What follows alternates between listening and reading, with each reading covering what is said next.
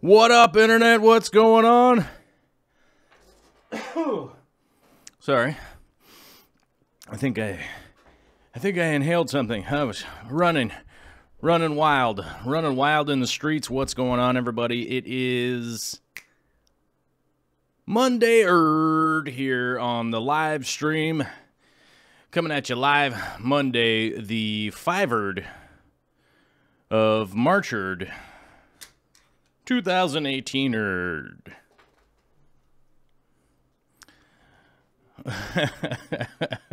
What's going on, everybody? It's great to be here. Glad to be back. Glad to be back in the hot seat. I forgot to turn this off over here. Hold on a second. I got to turn this thing off and then click over to this thing and then, oh, that's working. Okay, cool. Right on. Yeah, whew. Boy, howdy. I had to come running in. I'm running around today. I'm running crazy, running wild in the streets, doing whatever I'm doing. I don't know. To anybody that's new to the live stream here, welcome to the show. This is sort of, let's give ourselves a little introduction here. This is a little bit of a show that's a sort of a stream of consciousness. Come on here, spend a couple hours answering a lot of questions, talking to people, seeing what's going on. The title is always sort of loose.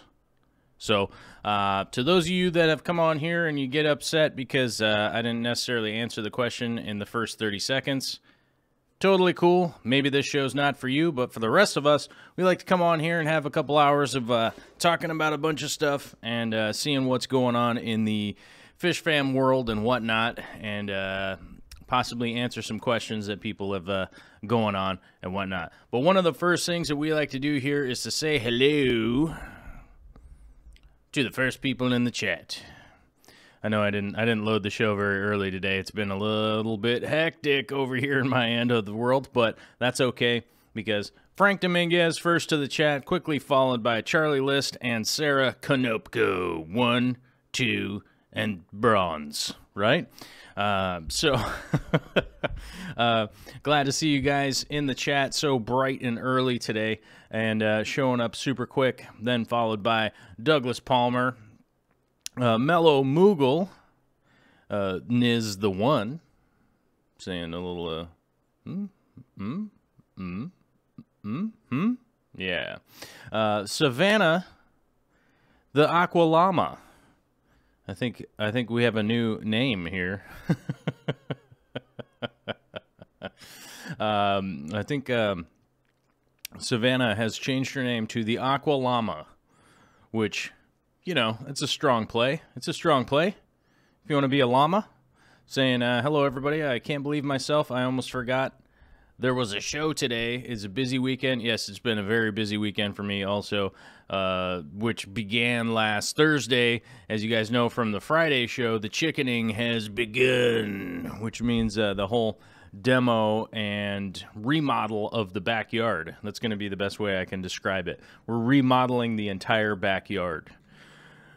Woo! The backyard of the property here, which I'll have to say is not completely done, but definitely making some, for sure, headway on the, what do you want to call it, the urban farm here. I'm going to put air quotes around it and call it the urban farm, maybe. Maybe it's an urban farm. Maybe it doesn't qualify as that. Maybe we don't have enough neighbors.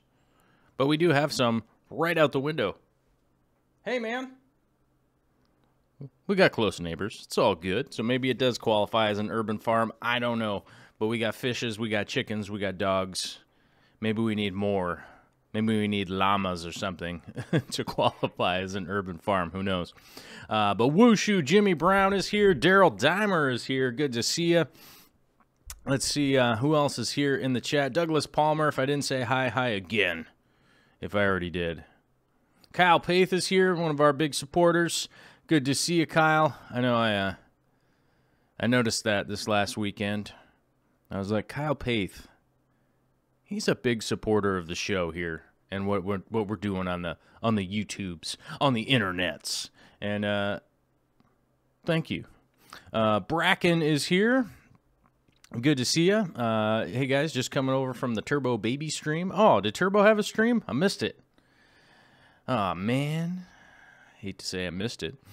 Swift Aquarium is here. What's up? He's lurking all the way from Oregon. Let's give a we could get one of those what does it all mean things, like where are you? What is that called? What is it called? You know, we call out to the people like, where are you at? Where are you geographically? I need some of that Mr. Brown action. It's delicious. And thank you for Victor sending out some Mr. Brown. He was lurking on the Amazon wish list and sent me out Mr. Brown and cookies. Wherever you are, Victor, thank you very much. Totally appreciate it. Comes in big time. Savannah says, hey, I thought Savannah Morrow was too boring. Like, that's my name, guys. Got it. So you got to go with the Aqualama action. All right, I got it. All right, I dig it. Barbara Jackson's here, one of our big supporters, too. Great to see you. Candy Overhauls, I see you. I got to get the pop-out chat going here because I keep craning my neck looking over there, and that's no good. If I miss anybody saying hi, sorry, there's a lot of people here, and sometimes miss people, but it does happen. Michael Moncour is here. Magic 21 Mom. Simply Beta, we've got an all-star. We got all-star cast here in the stream. With Sergeant Tank Pets is here also. What's up, Steve? And Steve Shrimpery, and more. SC Aquatics, Mateo, my man, all the way coming out from Idaho. Good to see you. If anybody doesn't know where Idaho is, then no worries. Don't worry about it. It's far off land. It's probably, you probably have to go through the what is that? The Bureau from The Lion, the Witch, and the Wardrobe. How's that go? What was that? It was like a movie. They made movies about that. I can't remember what it was. I forget. Somebody will tell me in the chat, I'm sure. I'm forgetting what that was. Oh, man. That's going to bother me, but somebody will remind me. Guppy Guru is here. Vexing Cat, what's up? Good to see you. Sean Nebulous here. Dan Squires, one of our lovely moderators. Good to see you, my man. And Dan, I did get your email earlier. I'm going to answer a message that was sent on a live stream. Dan, I did get your email earlier, but due to I have some new security protocols around my nonsense here, and I can't email from my phone right now, so I couldn't respond. But I did get the email. It looks awesome, and I will be getting back to you post-haste. G-Bear is here. Saying, hopefully my fish make it. Pulled canisters and cleaned. My hang-on back held my tank down. Canisters were rancid after 4 days of no power. Oh, crazy. Oh, man, 4 days no power? Woo. That's brutal. If you're in an area that you have crazy power outages like that, you might want to look into getting a generator. That might be a big help. Freshwater Fish Freak is here. What's going on? Angelfish should be called anglefish. They should. I have to agree with you on that. I would say that angelfish should be called anglefish because they are a nice looking angle. And maybe the anglerfish could be called the angelfish. Maybe we should lobby to swap those, right? Because you know, who knows what that all means, but I like where you're going there. TL Powell 2010 says hello. Calum's Fish Tank says hello. Oh, what's up? Those are some new names. I've never seen those names in the chat before. I noticed that we'll definitely see some new people here today because my boy Aqua Pros linked a video to my fish room. If anybody missed seeing that, you know, head over to the Aqua Pros, whom I like to refer to as the Shakespeare because, you know, if you get it, Aqua Pros, right? Aqua Pros, like Shakespeare, you know. I call him Shakespeare. He's the Shakespeare of the fish family, the poet. So we'll probably see definitely some new people here from the chat. It's good to see everybody coming over from over there. Hopefully I'll have Aqua Pros on the show here one of these days. I don't know. One of these days it'll happen. It's just a matter of, you know, we live a couple states away, so there's going to be some, you know, driving all night, my hands sweat on the wheel. You know that song? You know that one, right? So we'll get that sorted out someday. Someday we'll get it figured out, right? Itch Bedoinkle says, I left the expo before you got there and drove up to the co-op for the first time. I really want to try salt now, and my better half said, just go for it. Well, Itch Bedoinkle, I would say just go for it also. If anybody noticed the thumbnail from today, I'll probably maybe have to steal that thumbnail for the next video that's coming out. Today, I was actually building a new sump. So that really was going to be...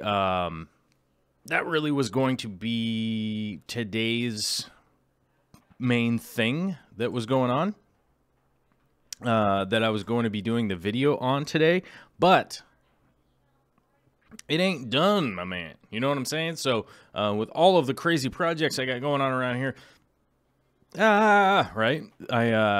It's not fully built yet. So it'd be ridiculous to come on the live stream and be like, hey man, here's how to halfway build an acrylic sump. So I'm going to actually just edit that video down and hopefully get it out to you guys tomorrow morning. So look for that and maybe some confusion around the thumbnails, right? But maybe I'll have to make a different thumbnail for today's show. Yeah, maybe that's what I'll do. I don't know, but I'm sure people will be confused by it. But it's Spadoinkle. Sorry I didn't get a chance to meet you at the little expo.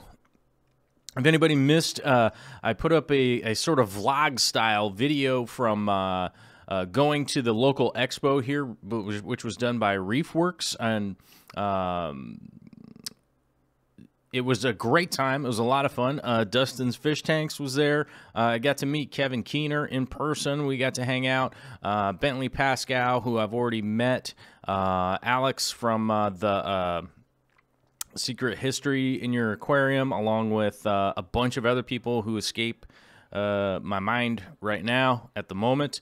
But if you guys wanted to see what it was like, a little local frag swap, it was kind of a meeting of two worlds because the Dustin's Fish Tanks put on a aquascaping competition at a frag swap. So it was more like there was a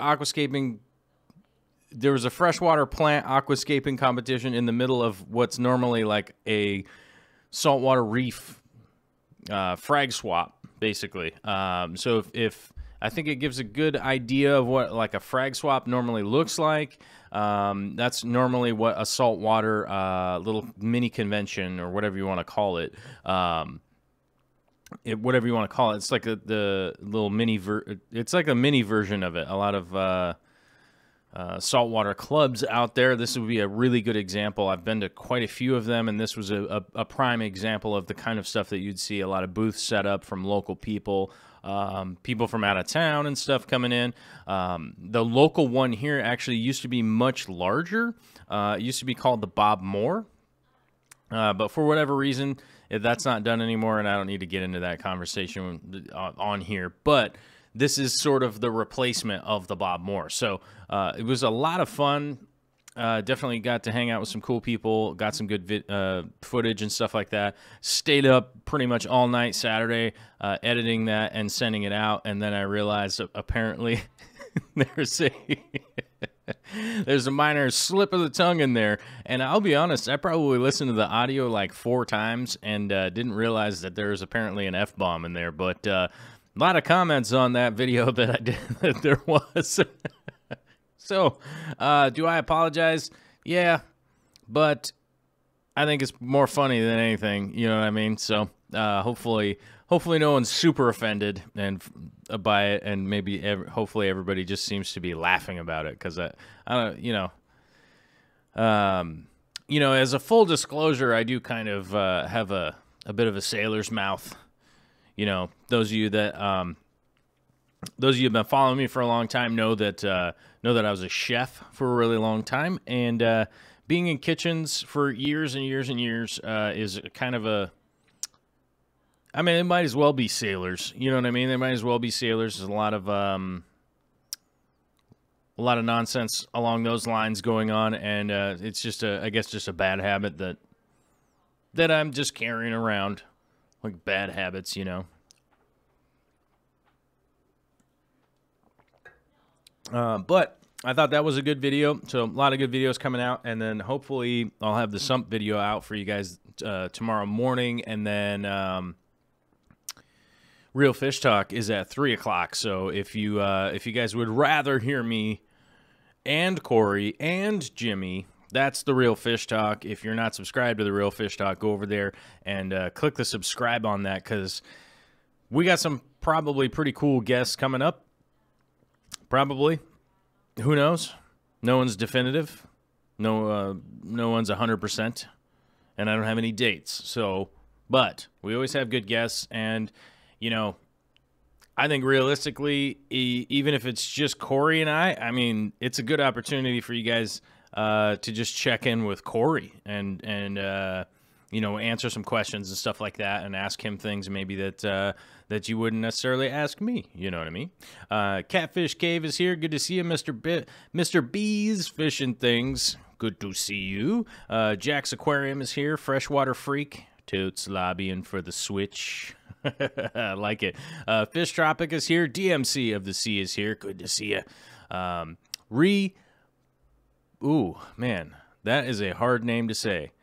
Rui Bajalino. Maybe I'm saying that right. Bajalino? Bajalino? Well, greetings from Portugal. Greetings from America, my friend. I do not know how to say your name. That is wildly intense. And I don't know if I can look up any way to do the pronunciation on here, but awesome. We got our Portuguese. We got our Portuguese in here. I'm sorry, I speak Spanish, and Portuguese is really close, but it's a completely different language. And so whenever I hear people speaking Portuguese, I'm like, oh, someone's speaking Spanish. No, wait, that's totally a different language. A lot of the words are like really close, though, and then they mean completely different things. But would love to go to Portugal sometime. I know that my mom and her husband, they actually hiked Spain and Portugal, or they hiked all around Spain, and then I think the next place they're going to is they're going to go south to north or north to south, the whole length of Portugal on foot. So there's an opportunity. If you are walking around Portugal at some point in time, you may run into my mother. But they said they loved it out there, and I really hope to get a chance to go out there. And those of you that are friends with me on Facebook know this guy right here has got his passport status is a go. So I actually got my brand new passport. I look like a criminal in the picture. Which I think is exactly how it's supposed to look, because whenever you're going through customs, I've always made that exact same face. Okay, customs. It'll be cool. Catfish Cave says, Aquapros grown. I like Aquapros. Mike's a good guy. He makes good videos. I like Aquapros. I'm going to keep hanging out with him. Let's see here. The famous aquarist says, I was out for 3 days in the New York City area, 4 dead fish in my 55-gallon. Now I see planaria. Really? Oh, no. Man, that's rough. But depending on your stocking, if you are ending up with some planaria, that could be from the dead fish, because you could end up with a lot of excess. And this sounds kind of screwed up, but you do end up with an excess of nutrients if you do have some deceased fish in the tank, which kind of sucks that you're kind of double up on problems. But depending on your stocking, most fish will eat it. I would do some water changes, get obviously, get anybody who's dead out of the tank, and then hopefully that should clear up. Over time, I never really dose for planaria. I never really medicate for planaria. I normally find it just to be an offset of me overfeeding and not having any kind of fish in there to really, hammer down on them if they do get out of hand population-wise. Like, I'll see planaria every once in a blue moon in my shrimp tank, which you guys know is a 150-gallon shrimp tank, which may seem absurd to some of you. But just prepare yourself mentally that someday there'll be, because I did have a 240-gallon shrimp tank, and that someday there will be an even bigger shrimp tank. Someday, there hopefully will be some collaborations coming up here fairly soon, which I'm super excited for. We'll see how it goes, but if we do see that coming up in the future, I will definitely give you guys a shout and let you guys know what is happening and that kind of stuff that's going on. Which is always good. I think if you're showing up for the live stream and stuff like that, it's always just one of those little bit of little added bonus that you guys do get. You do get an idea of what's going to be coming out fairly soon, and you guys can always either chime in on ideas or things that you feel like, oh, hey, I've seen blah, blah, blah, and I was left with this question, right? I can hopefully answer some of that in those videos that you guys are looking for. Mateo says he's lurking, which is good. Johnny O'Free is asking, how do you become a moderator? I know that a lot of channels that people go on to out there that do live streams and stuff like that typically have a whole ton of moderators. Here on my show, we actually have a very close-knit, hard-working moderation team that do a lot of stuff. I can actually name them off. That's how small and focused our team is. We have Nisi of the North. We have Mr. Joel. I forget what his screen name is now. Joel Gillett of New Zealand. We have Steve's Shrimpy McShrimperton and more. We have Cichlid Bro. We have Candy Overhauls. We have CNH Aquariums. We have Mellow Moogle and Dan Squires, along with Matthew Weber. And that's it. We have a strong team that will always be here. They know what is appropriate. They know what is not appropriate. They know how to send out warnings and all of that kind of stuff. And so that is really how you become a moderator. You got to be around here and be involved for a long time. That's basically just how it comes down. That's what it comes down to. And, so that's realistically how it works. Bracken is here asking, been thinking about getting Killifish. What would your advice be? Maybe 20 long for a trio, as I want Nathobranchias or maybe Racavoli or Rakovi. I don't know how to say any of this stuff out loud. I was normally reading it. Like, hey, man, I'm always just reading books. You know what I mean? But I would definitely, out of those, I would definitely go with the Nathobranchias, really. If I'm probably slaughtering that name and not even saying it right at all. But they're pretty close to being able to do a trio in a 20. I would probably opt for something like a 40 breeder if you were going to do a trio. As you guys know, I have my 5 Killifish in a 60-gallon. And but those would definitely be the ones that I would look for getting at this point. If it was to opt between those three, but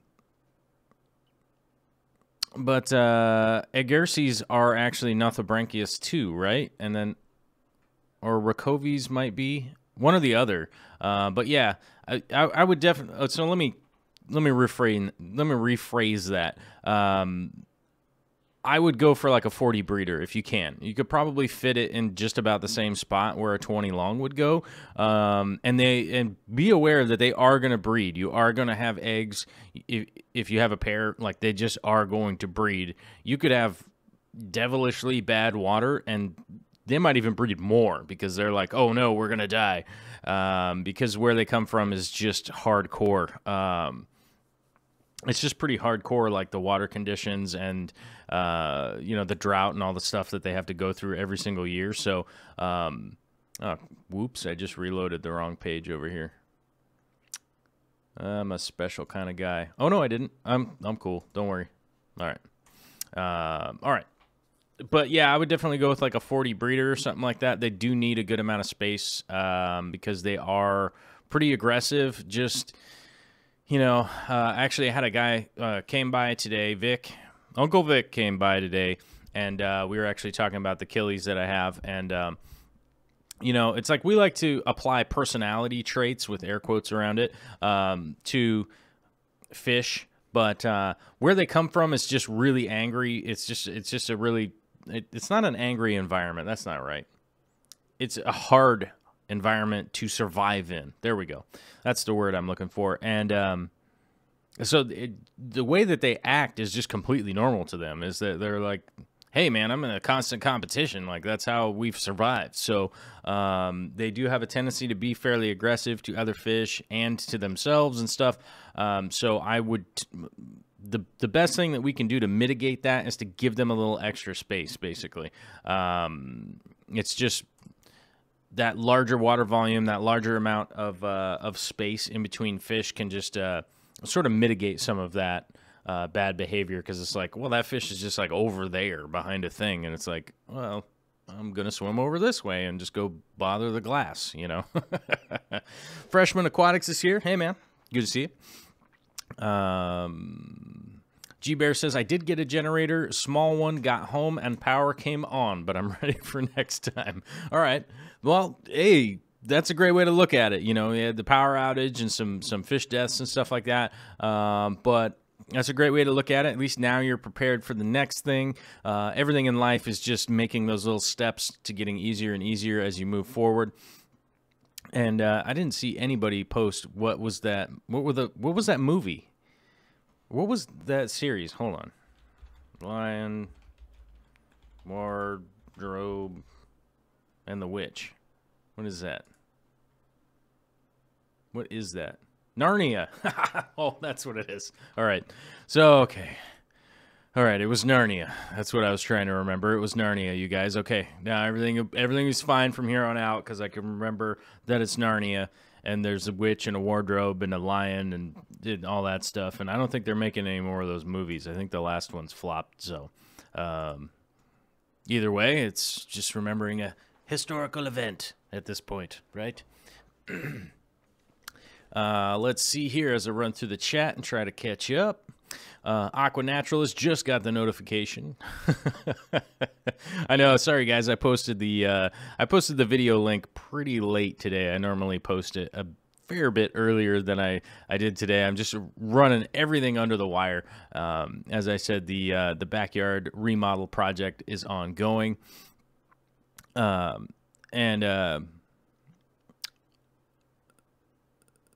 so it's just ongoing, all the projects and stuff. So, yeah, I understand that. And YouTube's not even good about sending out the notifications. So what I would recommend people to do is that Monday, Wednesday, and Friday, -8 GMT, which is 3 p.m. Pacific time, is when I go live here.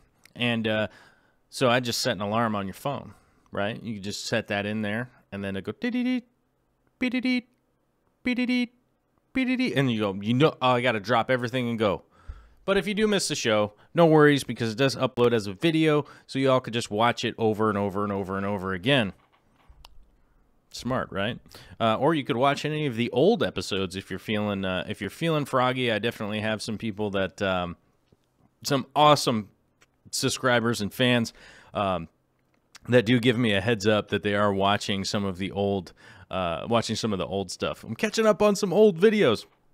But be aware, if you were offended by the accidental F-bomb in this weekend's video, don't go too deep into my catalog of videos, because you will probably be seriously offended, because there is some strong language. Viewer, whatever, advised. What is that? Discretion? The better side of discretion? I don't know. Let's see. Smutsig Disc is here, joining a bit late today. Oh, good to see you, my man. Eric Habert. Hey, just subbed, came from Turbo Fish. Eric, well, thanks for coming over from Turbo Fish. Turbo Fish, great family, great friend. Love those guys. I hope to get out to see them again. I hope to get out to see him again. If somebody wants me to go to some kind of convention out there or whatever, you got to let me know. Go ahead and throw me an email, joel@darkstararts.com, and I'll see what I can do. I'll see if I can hop in my broken truck and drive out to, I don't know, Chicago or anything like that. The Secret History is asking, hey, Joel, I'm curious what software services you recommend for doing a split stream interview. Cheaper is always preferred. Thanks for stopping by, the Aquascape deal at Reef Expo. Oh, it's my pleasure to stop by. Software is always a question that people constantly have about, like, how do I do the stream? How do I do this? How do I do that? This stream is actually hosted by XSplit. I do have the XSplit Pro, which is like, I think it's like $22 a month or something like that. I forget, but it does cost money. Mine is super cheap. When Corey and I used to do our remote streams, right, where we would go together, it was actually hosted on his end by Wirecast. Wirecast is the only one that I would recommend for any kind of remote stream.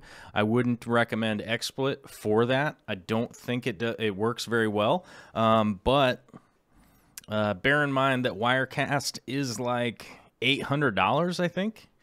So if it's a lot. It's a lot of money. It's like $800, $700 or something like that. So that one is super expensive, and I don't know if there's any cheaper way to do it, personally.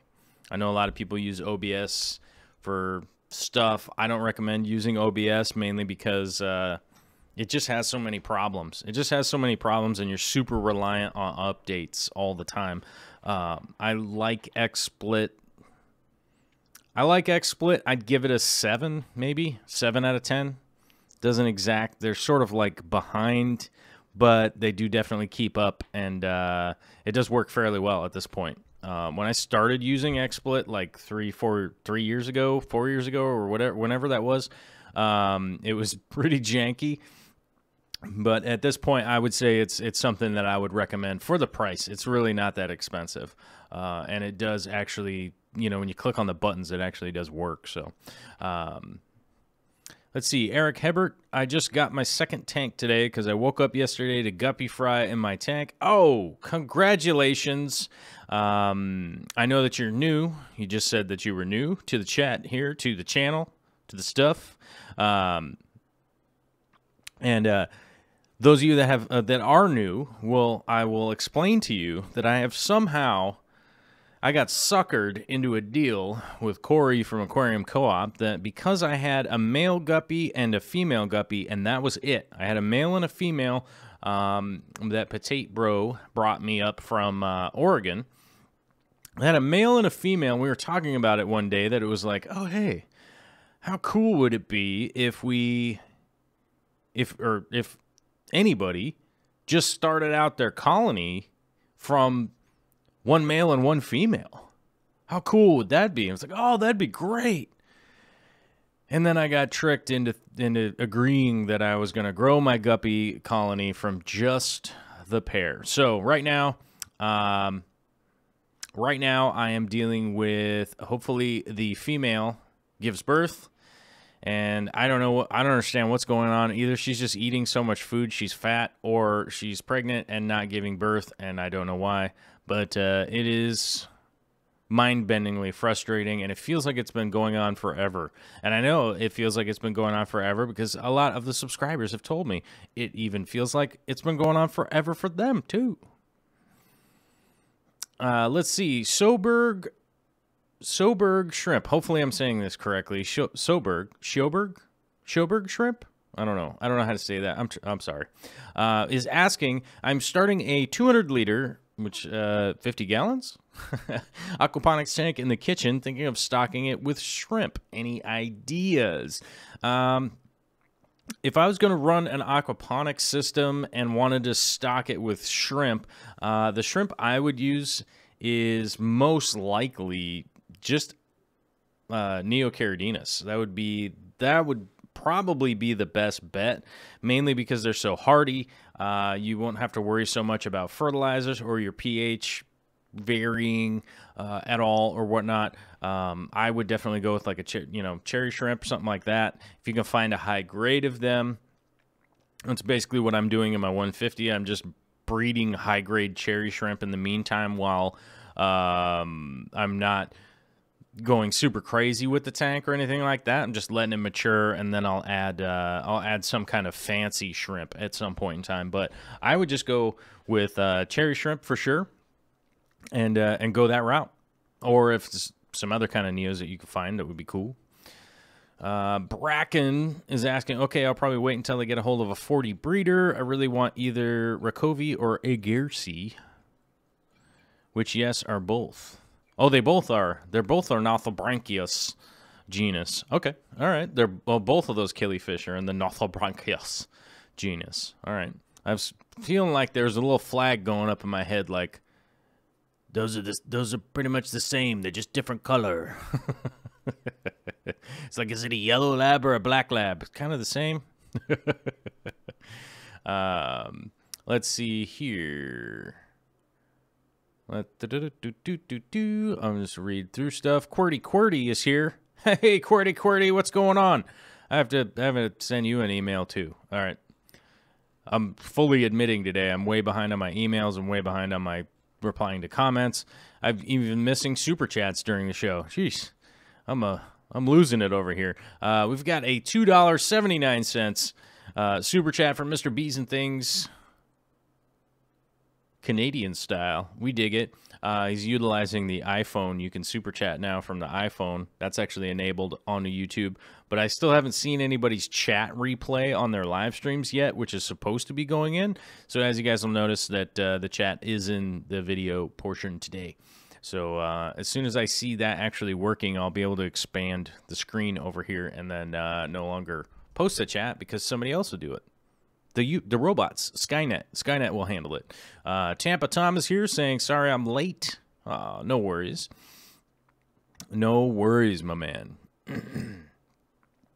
Turbofish is here. Good to see you, my man. Who said who Aqua? Corvus. Does running CO2 hurt acrylic? Absolutely not. That's a negative, Ghost Rider. CO2 does not hurt acrylic. It doesn't harm acrylic. There's CO2 in the air, right? Way higher percentage of CO2 in the air. If CO2 was harming acrylic, all the acrylic everywhere would be constantly damaged by the CO2, so no worries on that one, my man. So I wouldn't stress out about that too much. Jen Standring just got your Canadian passport, so you can finally go visit the Aquarium Co-op. Yes, good work. Hopefully you'll give a shout out to everybody and let us know when you're going to be there and see if maybe schedules align.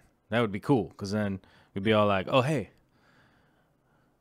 from Canada. Speaking of Canada, I heard you guys changed your national anthem. It seems weird. Catfish Cave is asking, where did you study to become a chef? I studied in the School of Hard Knocks, my man. Studied in the school of hard knocks. Hard knocks. I started out cooking when I was a kid, probably like 14, something like that. I was a dishwasher, busboy, prep cook.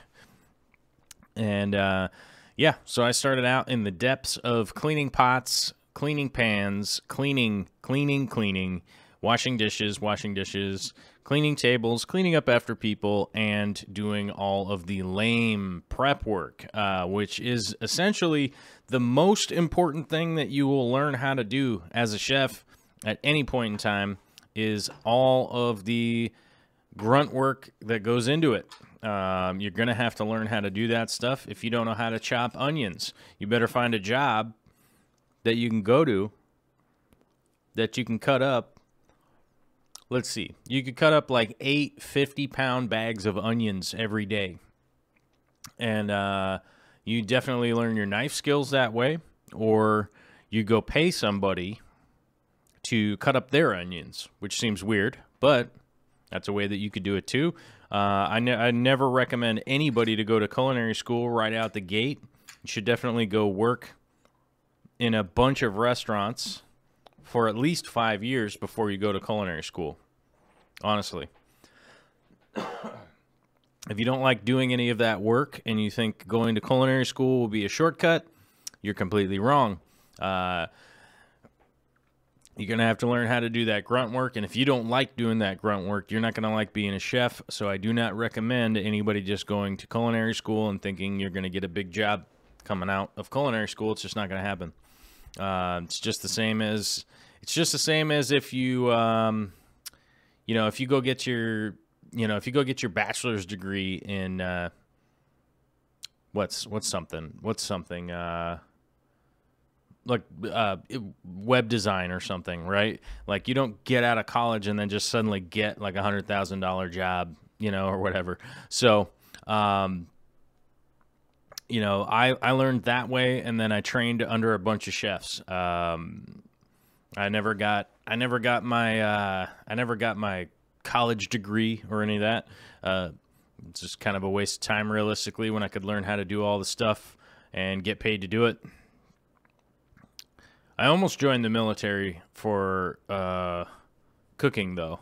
It would have been probably a pretty good opportunity to just join the Navy and cook in there. But at the time, I kind of looked at what the Navy was offering, and it was not as good a position as just staying homebound, or whatever you want to call it. I don't know, on the ground, civilian life or whatever.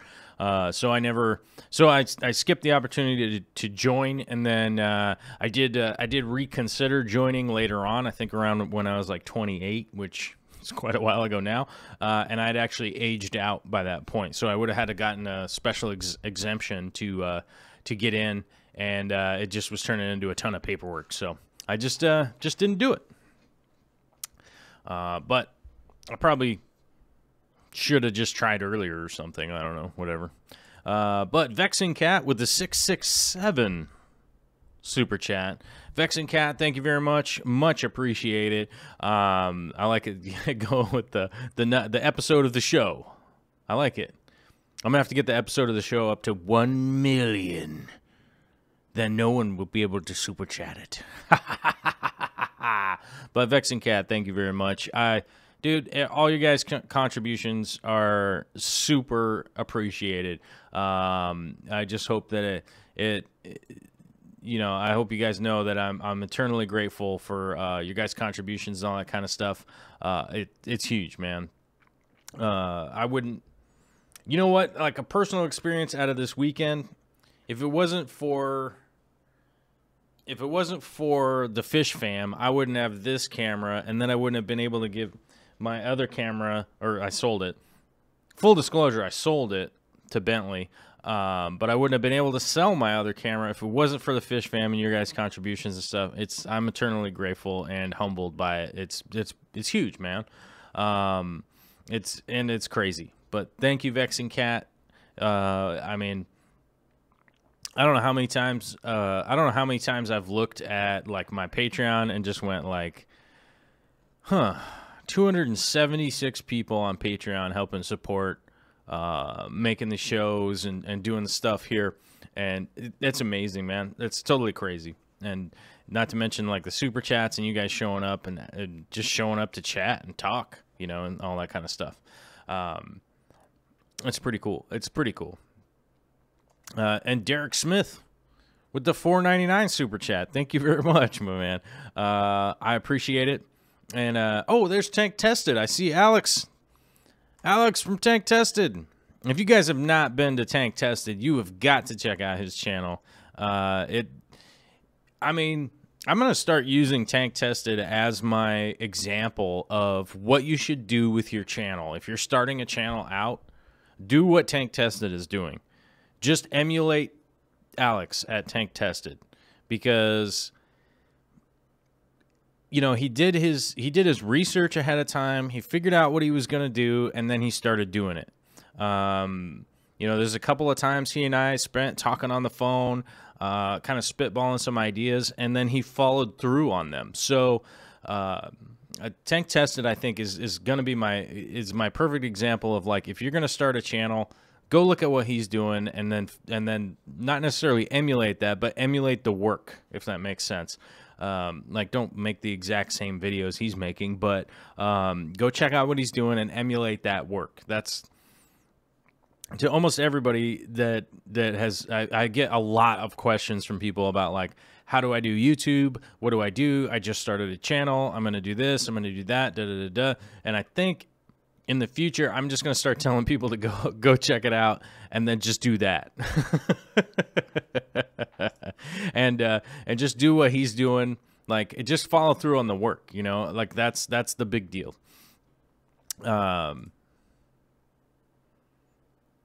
Oh, Tank Testa says, Joel is making more content that I can get my head around. He must be several people to get everything done. Nope, just one guy.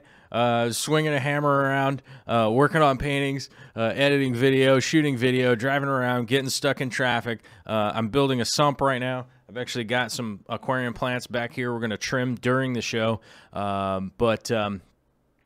Yeah, I definitely am. That's just the tip of the iceberg of how busy I am right now. But I much appreciate it. I'm like, bring it on.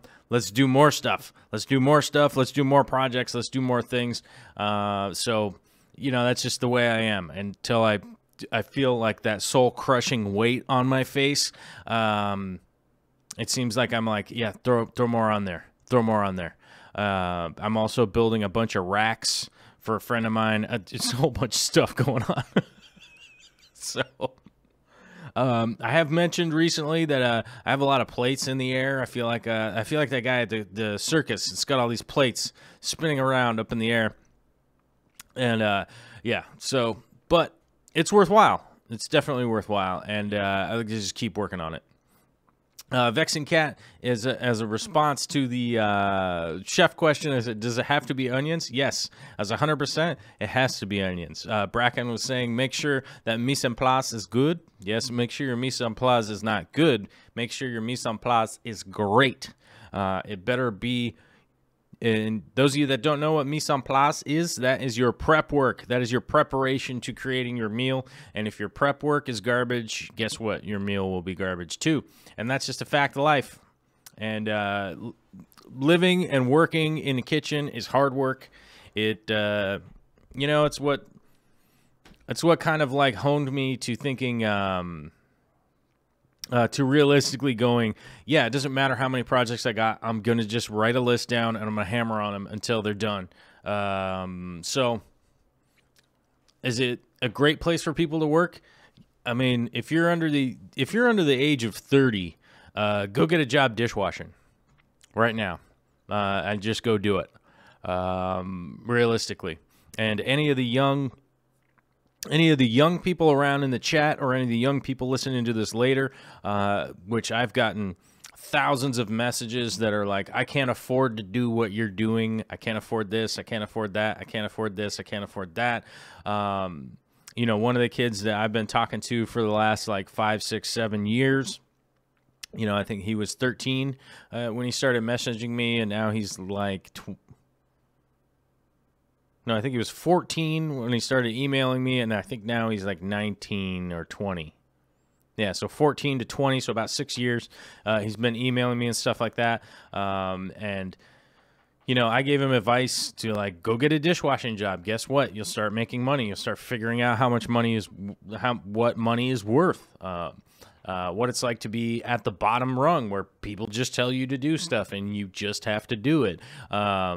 So that's something I would always recommend, especially to the young people out there. Like if you're looking to get some new LED lights or something like that for your aquarium, go find a weekend job where you can wash dishes and mop floors and do all that kind of stuff, because anybody out there that's willing to do it, and, you know, if you're willing to work, they will pay you. You know, they will pay you. Steve Shrimpery says, dishwashing was a great time, honestly, but hard work. Yes, it is very, very much hard work. Smutsig Disc, I'll shamelessly ask again, once it's fresh in my mind, anyone have any suggestions on algae eater that works in low water levels? Need something for my immersed... Oh, hold on, what's going on with the chat here? It's starting to freak out. Well, after I talk about how good XSplit is, then... the chat drops out while broadcasting, so that's pretty good, right? Let's see here. Need something for my immersed cryptocrine tank. Well, if you have emergent crypts, I don't know why you'd have to get algae off them if they were emergent, but anything low water level, I'd think like some neon gobies or something like that, but... as I always recommend, anything as far as algae control goes, the best thing that you have to control algae is you, the human that is involved in the situation, is the best thing that you can get to work on your algae situation, which... If you have an overabundance of light, an overabundance of nutrients, those kinds of things, they're going to be best mitigated by you as a person, because nature, you know, algae grows in nature in order to rebalance the ecosystem, right? So if you can intervene to balance it so that it's a better environment for you as the person, then that's what I always recommend. I never recommend the schools of autosynclus or a whole bunch of Amano shrimp or the Pandagaras or any of that kind of stuff. And here's the main reason for it. If you were to buy something that was actually going to go in and clean up all the algae for you by like eating it, consuming it, right? What's going to happen once the algae is all eaten? Now, what is going to happen to those autosynclus? What is going to happen to all those Amano shrimp, to all that stuff, if they were to actually clean up the algae problem? Now there's no food for them, which is a problem. So now you're going to add some kind of algae or something. So I never recommend, like, hey, go buy something because you have an algae problem. You have to figure out what your algae problem is and then mitigate it yourself, because it's not detrimental to the critters that live in the tank and stuff like that. So I would always encourage whoever it is that's having an algae problem, which has happened to me hundreds of times, to mitigate it yourself and find out what's wrong and how you can actually just, because by preventing the algae, you can actually, you know, stop the growth of algae and actually, you know, take it backwards. You can actually take it all the way back to where you want it to be. Multi-tank addiction Chris is here. What's up, multi-tank? MTA. I'm going to call you MTA. It's hard to say multi-tank addiction. Hooray, I made it, and I figured out a way to watch the stream on my console and still be able to communicate. Well, that's good. Nikos Dimitriou is asking any tips on a successful gerarium. That's a great name. I like that is a great name for a terrarium in a jar. I like that. I wonder if anything comes up. Let's see here. Oh, it does. Okay. That is perfect. I love it. Okay, so if anybody's wondering what a jararium is, it's actually like a little terrarium, maybe a nano in a jar. It's like a nano tank in a jar. Like if you had a big... Oh, where'd my big mason jar go? Oh, man, I'm running out of coffee here, guys. About to freak out. Running out of coffee. Oh, no. We can't live like this. But a jararium would be a... It's essentially a nano tank inside a jar. I know some people have taken it all the way down to light bulb size, and technically smaller than that, but my advice would be to really kind of do your research on what plants you want to have in it, because this is going to be paramount for any kind of long-term success of that little tiny system. As you guys know, I used to have stacks and stacks of nano tanks all over the days, right? Or all over the days. All over the place. I had tons of nano tanks, and one of the big things that you have to take into account when you're doing a nano tank is to figure out the stock list ahead of time. And in a larger aquarium, whether it's 20 gallons or something like that, you don't have to really take too far into account which plants you're going to be putting in to your aquarium. But Nano, if you're thinking about building a really nano-sized tank, it's going to be a big deal because of how small that whole system really is. That you could put a couple of crypts in something that small, and they would quickly overgrow any kind of nutrients or anything that you could do in it, or undergrow depending on what you have. So you really need to pay attention to what your stock list is and figure it out beforehand, which is more often than not the problem that most people have with their nano tank, is that they haven't planned exactly what's going to go into it long term, and then what they're going to do as they do encounter problems. So that would definitely be the advice that I could give, because I think it's an even longer discussion to really get into it. But building that little mini ecosystem, you know, for instance, like let's just stay with the crypts. Like let's say we were gonna do the cryptocrine in there, and we were gonna do that. We were gonna go that route. Then I would definitely. Then from there, I would start to think, okay, what substrate do I need to put in here so I can have long-term crypt success? Which, in my experience, has been a little bit of fluorite, a little bit of something like ADA, Amazonia, or maybe some of that Up Aqua stuff. That stuff actually works pretty darn well. Or Fluval Stratum has worked out really well for crypts.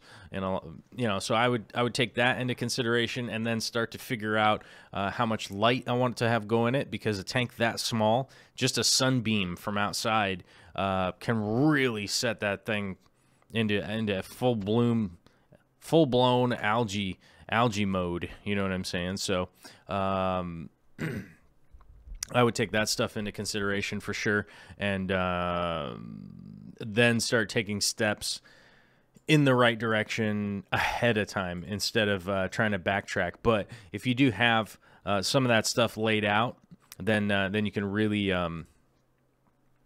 just be on the ball ahead of time with what your long-term goal is realistically too with the tank, with that little tiny tank. That little tiny baby tank.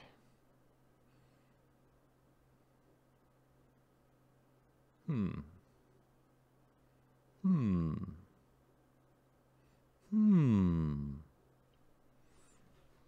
right, sorry, I was looking over at a thing over there.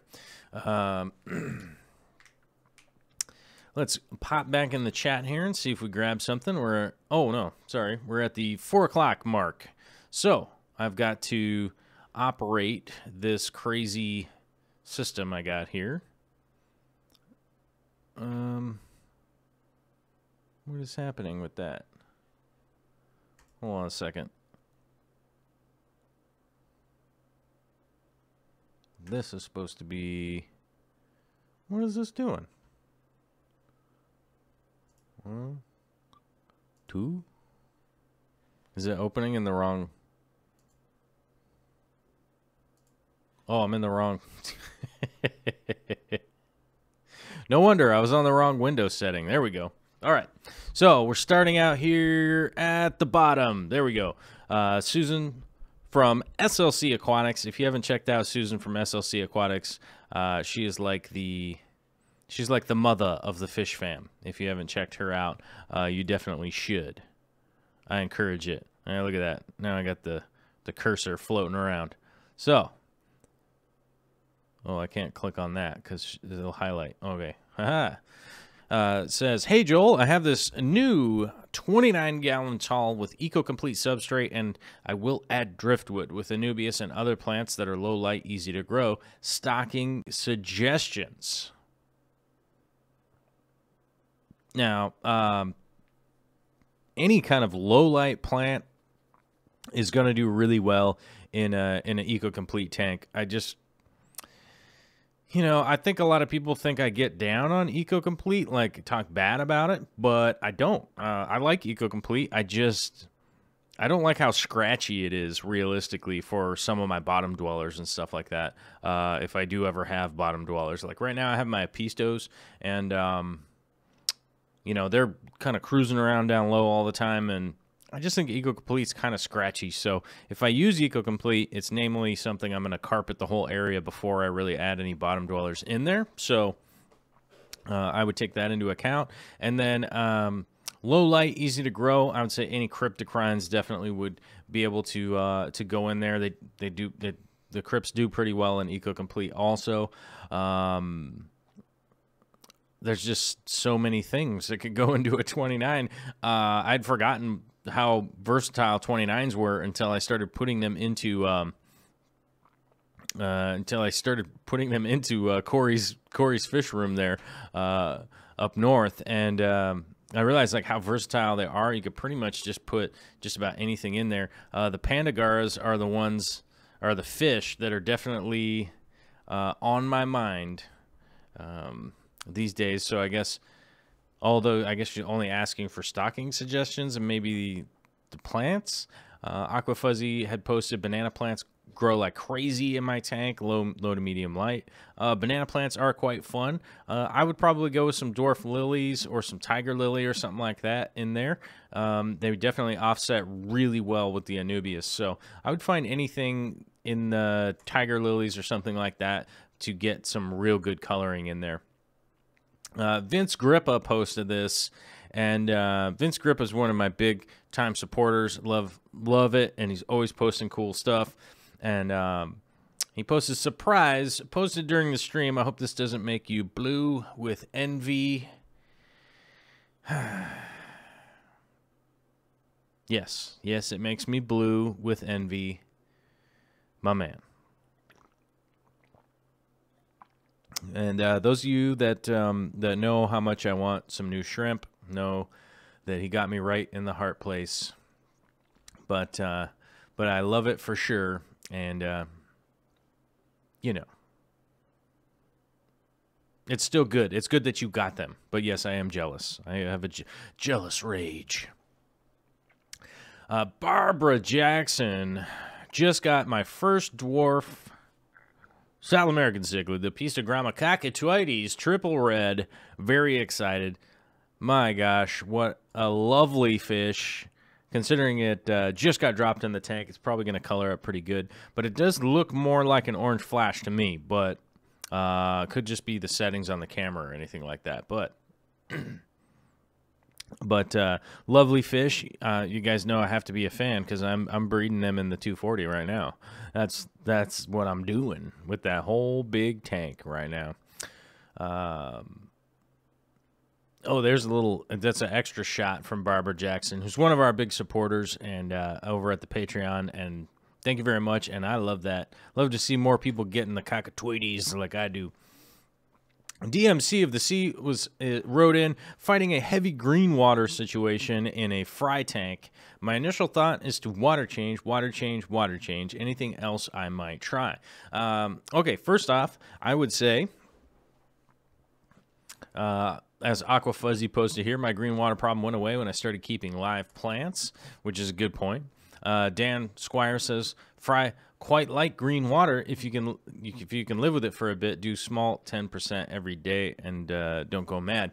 Yeah, so first off, if you do have a fry tank, green water is wildly beneficial for fry. You know, they love it. There's a lot of infusoria and a bunch of other, like lots and lots of goodies for fry in a green water tank. Also, goldfish are going to love it too if you happen to have goldfish in there for whatever reason.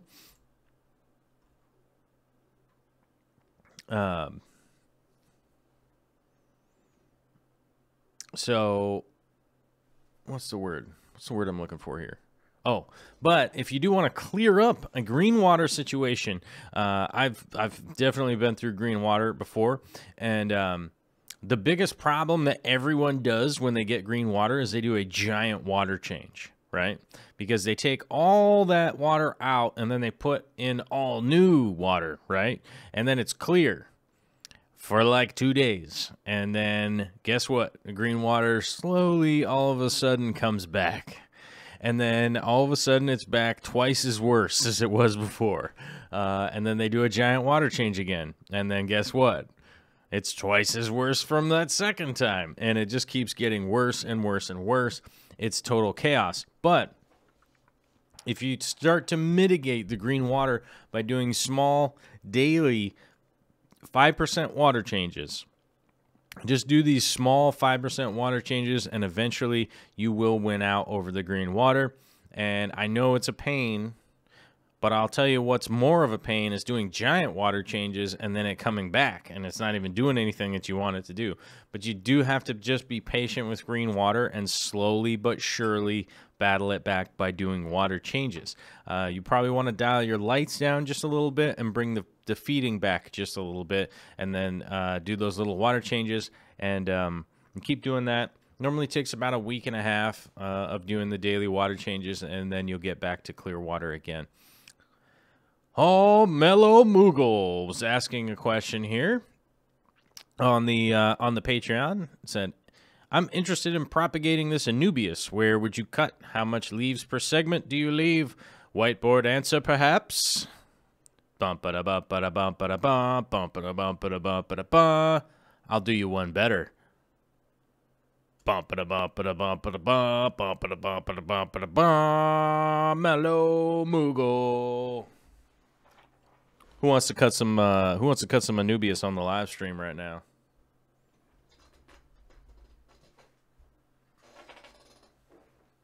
Because I may or may not have actually brought some Anubias in here so that I have a little show and tell, you guys. I can show you and I can tell you. Whoa! All right. So here's a little Anubias, and I know you guys are excited about having the other camera shot in here. I'm working out the kinks with that. Right now, I hooked up the other camera and it started freaking out because both my cameras are 4K, and so I have to down res one of them, and it's a lot of technical jargon, you guys, and I know it's a lot of technical jargon nonsense, but needless to say, I'll get it sorted out. And then hopefully I'll be able to have other camera shots in here when I can, you know, maybe one of these days I'll do a live stream where I'm over there painting. I don't know. Who knows? You guys can watch me slowly poke paint at a canvas. All right. So let's talk about the anatomy of an Anubias, because we got one right here in my hands, you guys. Okay. Let's see if I can frame this up so I've still got the microphone and you guys can actually see in the shot here. Okay.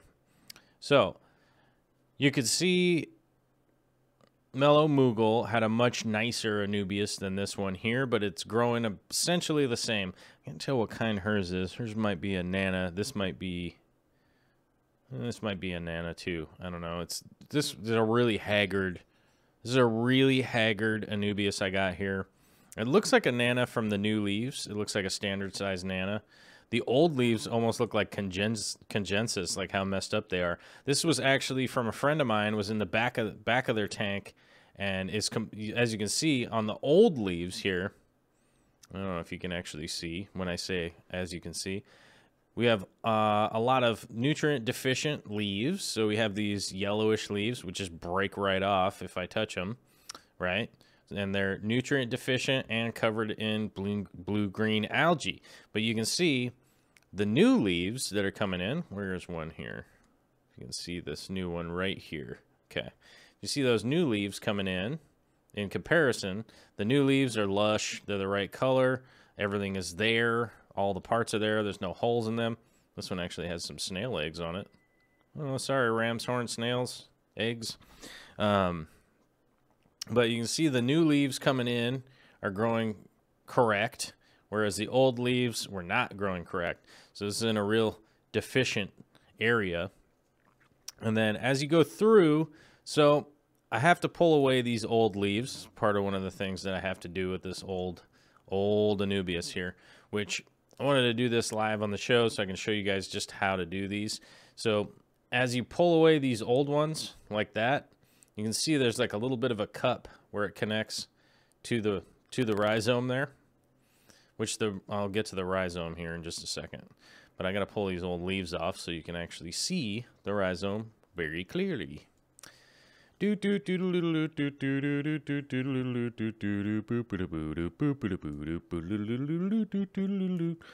pull all these old, dead, screwed up leaves off, which is kind of sad, right?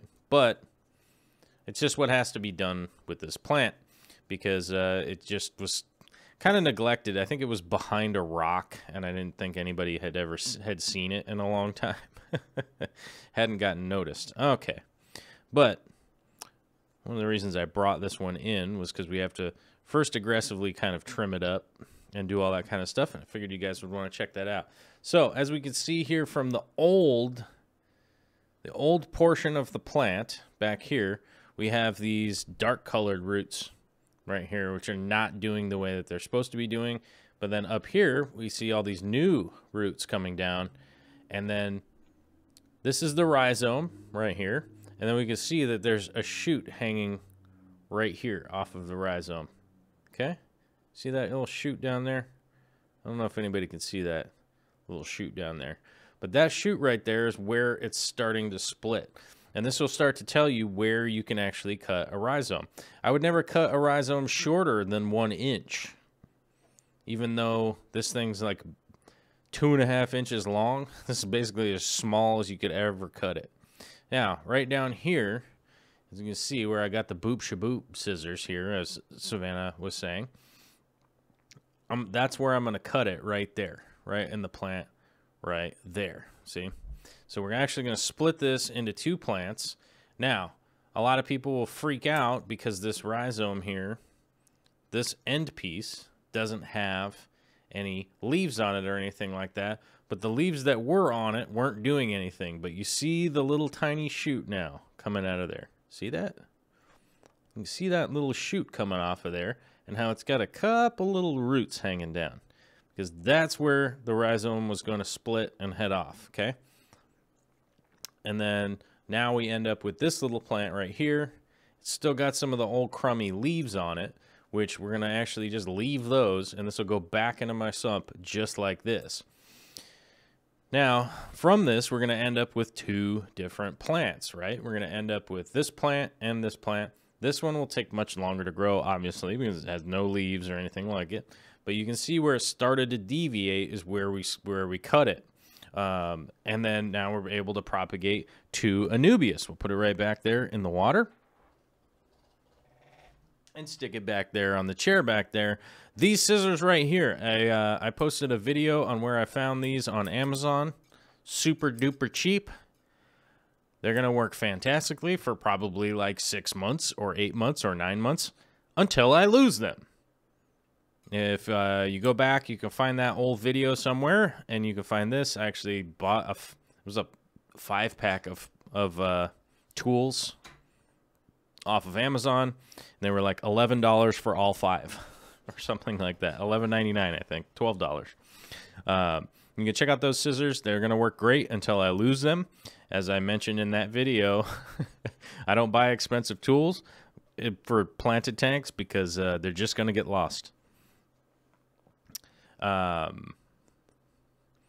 So let's run through the chat here and make sure that that answered at least most people's questions and stuff like that. Let's see here. The Japanese have key rings with plants and shrimp and even microfish. I don't appreciate that. That's a bad idea. Those micro keychains, because they put baby turtles in them and stuff like that. I wouldn't engage with that kind of behavior. Does anyone know if Seachem Flourish Trace is snail safe? I believe so, but I'd look it up. I don't sell Seachem stuff. After I criticized Matrix, I had to deal with so much stuff from people. And I use Seachem products for sure. But they're a chemical company, so they should probably know if it's safe or not.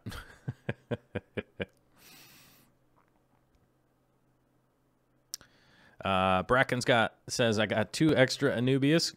Come on, get your propagation level up, Joel. I have a couple of Anubias around. No says you should do all your demonstrations with Anubias Micro so your hands look huge. I could do that. I got a ton of tiny Anubias that I could do demonstrations with. Gotta love the obvious evidence of data mining, but they all claim to not know that it's immoral, they say. Who's that? Quinn Mallory. What's he saying? I don't know.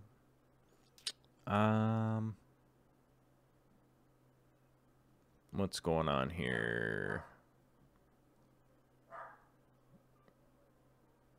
Okay, Alyssa Bentley. So hopefully that answered your question. I don't know. Went through a little thing there, talked about some of that Anubias. It kind of showed you guys live how I would do it. And where you guys can probably find the exact same tools that I'm using. Find them off the Amazon. As you guys heard out there, the Amazon guy was dropping off something. I hope it's my new pump that I need. I hope. As you guys heard earlier, I'm making a new sump, and hopefully the new pump is here for hooking that up. We'll see. Denise Lytle asks, says, Jessica Day, I have mystery snails. I have numerous clutches of eggs. I keep them in my platy tank. Thanks for the Anubias lesson. I know I'm going to do tonight. Oh, Doug of the North. Good to see you, Doug. Let's see here. Sai Kong is asking, what's the best way of getting rid of hair algae? Hair algae is manual removal with your hands.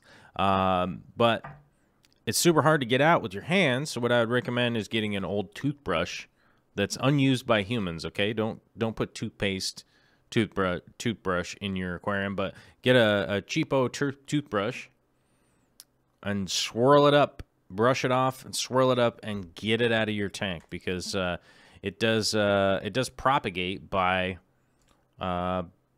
getting mixed up, and those little bits that get loose of hair algae, they will keep spreading in your tank. But manual removal, if you keep on it, will get rid of it.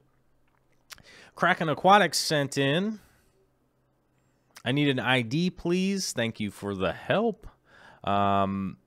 I forgot to comment on this because I think I was on the road when this happened. It's such a dark picture, I can't tell. It looks like some kind of little catfish. Fairly convinced that it's a black lancer catfish. Yes, it's a really dark picture, and I can't tell you what kind of fish that is, but it looks like a little catfish. I don't know. DMC of the Sea sent in a post saying, got a new camera today for making videos. Excited for higher def footage. That is awesome. Something that was pointed out to me today was some people were concerned about the quality of internet video, and I will remind everyone out there that if you aren't watching things on either a nice quality monitor or a full screen or something that can actually handle HD, I would recommend stopping watching from your phone if it's something that you are trying to see some of the details and stuff on. Like this show right here that I'm doing right now is actually pretty good for you know, watching on your phone or listening to on your phone, because it's mostly just me yammering on and stuff like that. But like, you know, if you are gonna watch some high def stuff, like from Tank Tested, who was in here earlier, if you're gonna watch some of that high def stuff, throw it up on a big screen, and then make sure that your setting is set to HD so you can actually check it out. And a lot of people are uploading in 4K, so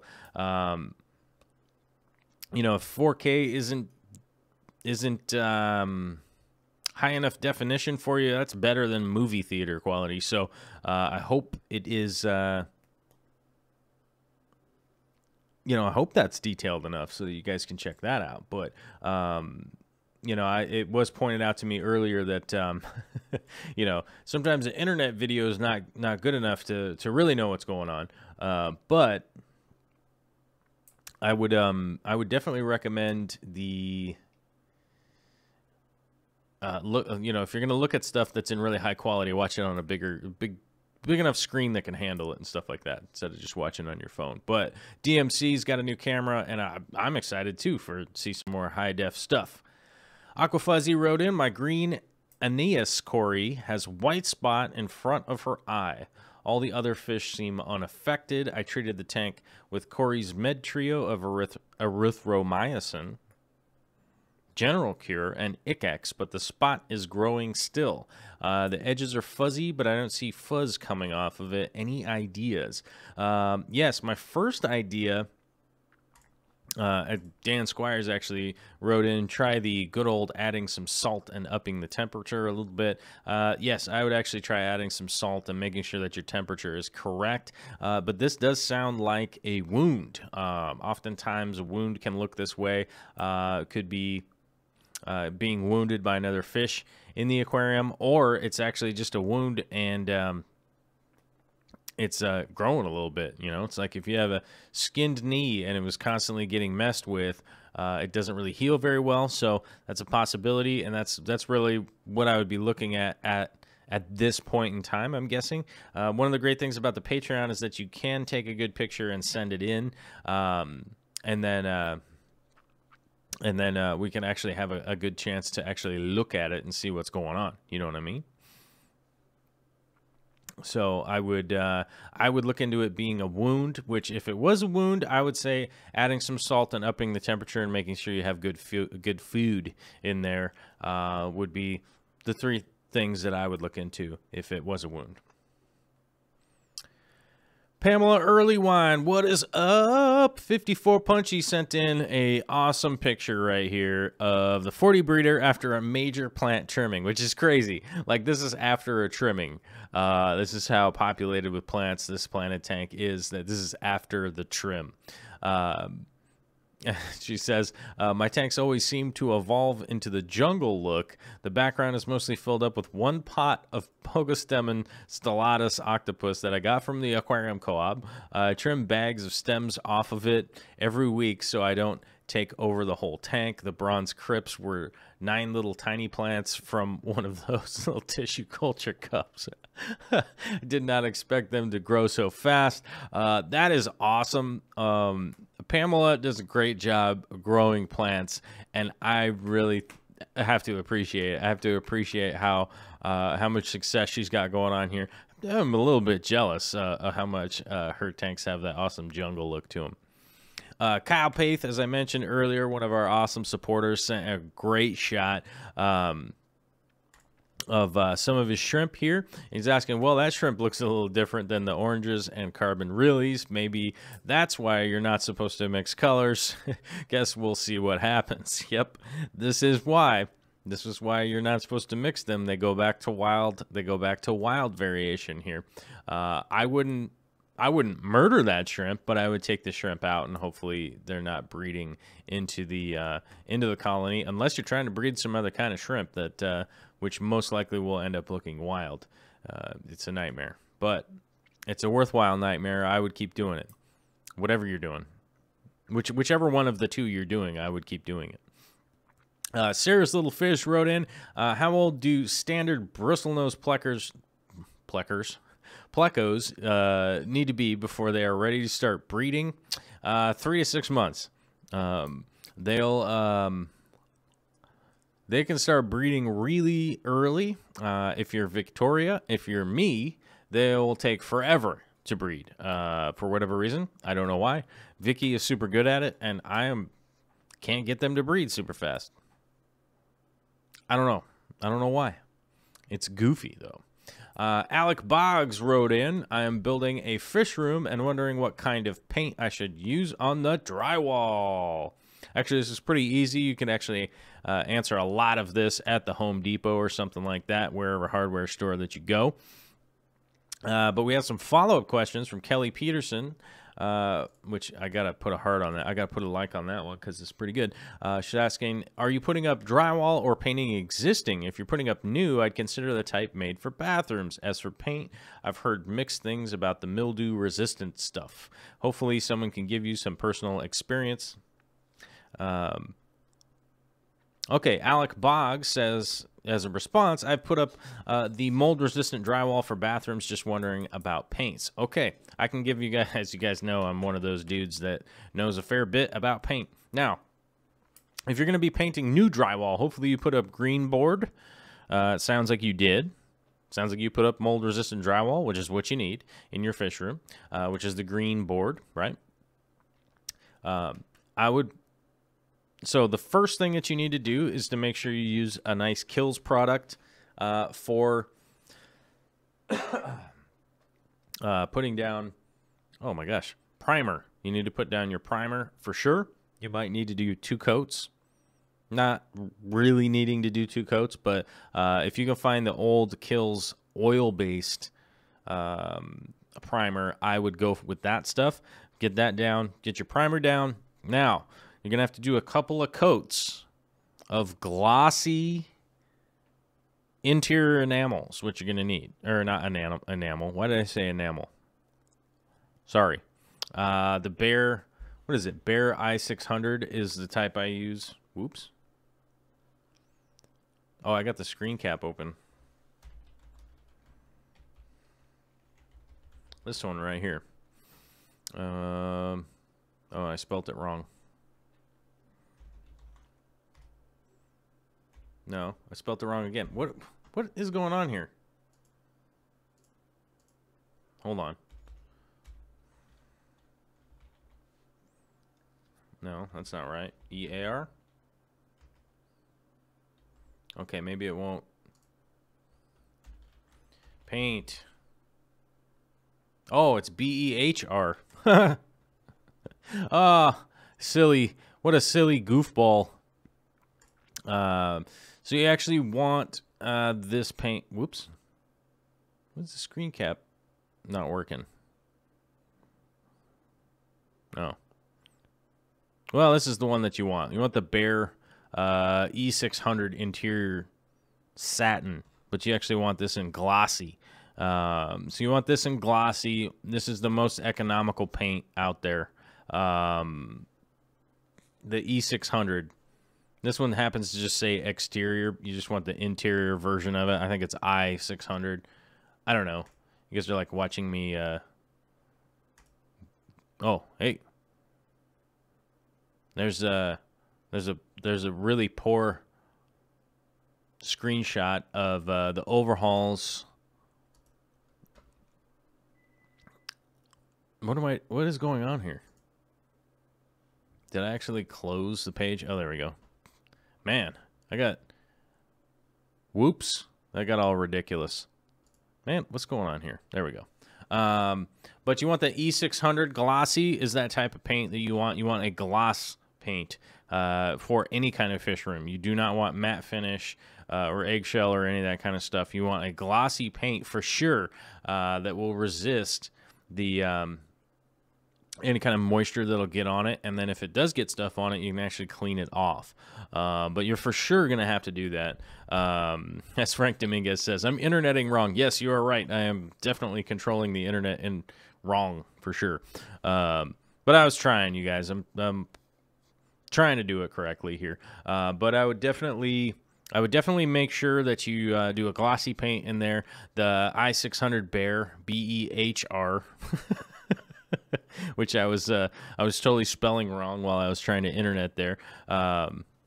As Master B says, we're not following him for his spelling skills. I didn't realize it was BHR. I don't know. I always just grab it because I know which one.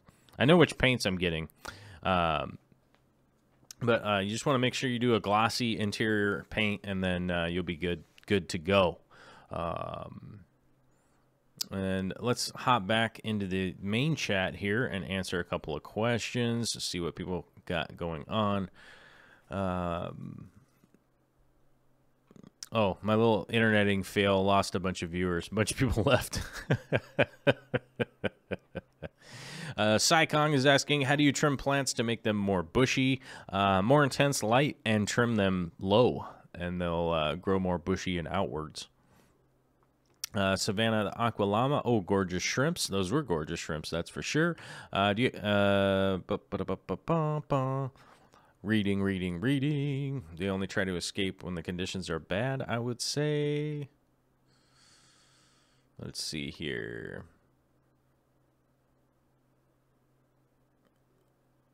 Okay. Famous Jones is here. What's up, my man? How do you deal with planaria with shrimp, snails, and other fish in the tank? Start doing some water changes and lower the feeding. That's going to be the best thing to do. I actually mentioned that earlier in the stream here today, that you definitely don't want to medicate, especially in a shrimp tank. For planaria, it's just kind of a waste of time, honestly. Mr. B's Fishing Thing says, I'm so confused. Okay. Bracken answered Gaddis Aquatics' question, which was, why not matte finish? Do not use a matte finish on a fish room. Any kind of wet area, whether it's a bathroom, sauna, fish room, anywhere that's going to have a lot of moisture in the air, you want to use satin finish would be all right, but a glossy finish is a little bit better. Satin or possibly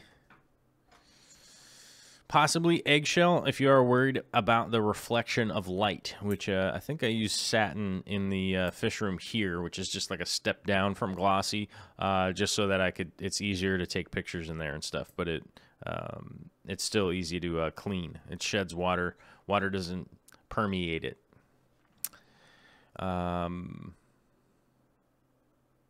Drew Schmidt, I'm here. Had an issue with bullies at my stepson's school, but we're okay. I'm glad to hear that. Sorry to hear about the bullies, but I'm glad to hear that everything worked out okay. But Drew Schmidt, good to see you. Your rosifolia is doing fantastically, I have to say. Thanks for sending it out. And anybody that I'm sending plants out to, it is still freezing cold here overnight. I'm looking at like probably next week to send them out, although freezing cold isn't that big of a deal. Typically, out here in Western Washington, sometimes they will just leave stuff out in a truck overnight. Whereas a lot of areas where it's really cold out, they don't do that. Here, sometimes they do that. And they will freeze frozen, which is never great because pretty much no aquarium plants can hold up to getting solidly frozen. It splits up their cellular structure. Let's see here. Rory is asking, hey, Joel, what plants do you like for a 54-liter tank? What is that in gallons? I don't know. What is that in gallons? 54 liters, 12-gallon? Is that 12-gallon? 15-gallon. 14.2. Okay, so I was low. 14. So it's a 14.2. Oh, yeah, because it's... Oy. Yeah, that's a 14-gallon. You could pretty much put any plants in a 14-gallon that isn't a large plant. I mean, I wouldn't put, Anubias Cafolia or Congensis or anything like that, or big swords or anything. In a small tank like that, I would focus on doing some real carpeting. Just because it's a lot easier to get light into a small tank like that. It's fairly easier to do a nice carpet, and plus it's really fun to photograph small carpeted tanks like that. It's really fun to get some cool perspective shots and things along those lines in a small tank like that. Let's see here. Analytics say What did the analytics say? I don't know. I'm always confused by the analytics. We're at exactly 9,900 subscribers. So we're 100 short of the 10,000 mark, which I have to say, thank you very much, you guys, for getting so close to 10,000. That's my current goal, to get to 10,000. Because I'm really close to it. You guys, it only took 10 years to get here. It only took 10 years to get to 10,000 subscribers. You know, and it's going to be like 10 years before we hit the next milestone, which is 20,000, right? So I figure we should get ready to celebrate for 10,000 because it's taken 10 years to get here, right? But Rory is asking, cool, Joel. Cool, thanks, Joel. Carpet sounds nice. That's what I would focus on a small tank like that. Always focus on getting your carpet really good, really solidly in.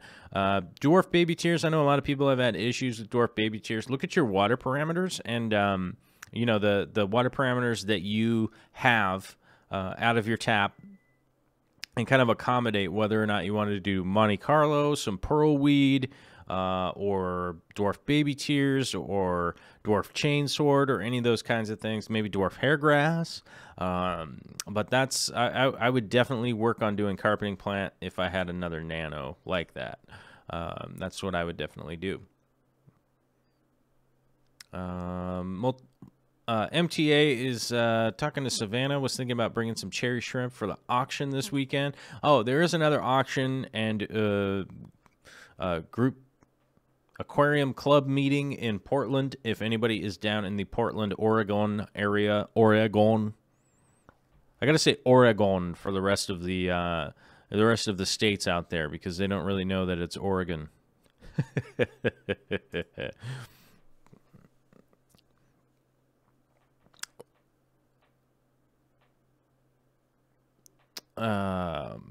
Sean Craib is clearly a fan of the 10-minute podcast. Sean Craib, obviously you've been listening to Will Sasso, one of my favorite guys on the podcast. One of my favorite guys in comedy is Will Sasso. You've obviously been listening to the 10-minute podcast because he says, once you hit 10,000 subscribers, work your way back down to 1. Which is exactly what the 10-minute podcast is doing. They're calling it the diamonding, where they're trying to grind their fans down to 1 diamond fan.